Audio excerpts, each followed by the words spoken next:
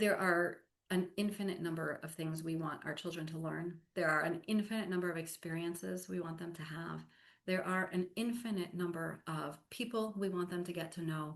There are our dreams for our children are so huge, and we cannot possibly do them all, which means we need to be very, very clear on what is most important.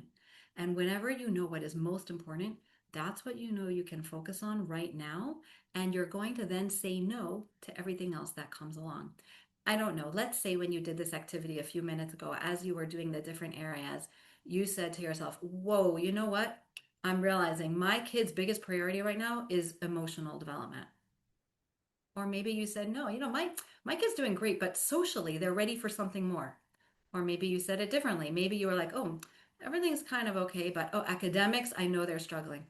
You get a priority that you can focus on, but you cannot focus on all of them because if you focus on everything, you have nothing.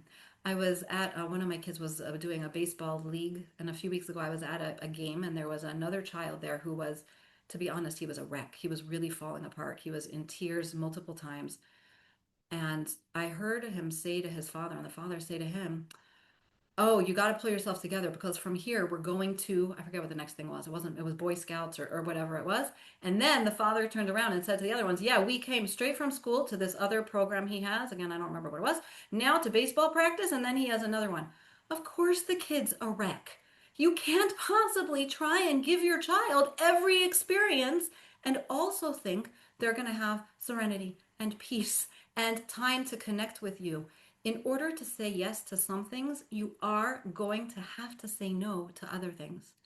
And in a homeschool world, the way that works for me personally is if there's a year that we are going to have one of my children is going to have a more intense class in whatever subject, maybe they want to have a high level math. That year, we are not doing an intense writing. That year, we are not doing a lot of science. You can't do everything to the top level. You just can't. And so, if you're looking to enrich your children's lives, if you're looking to keep a family connection with them, even if they're in school, if you're looking to keep a strong family connection and they're homeschooling, you have to know what your biggest priority is because you will have to say no to other things in order to make that happen. We cannot give everything to everybody all the time.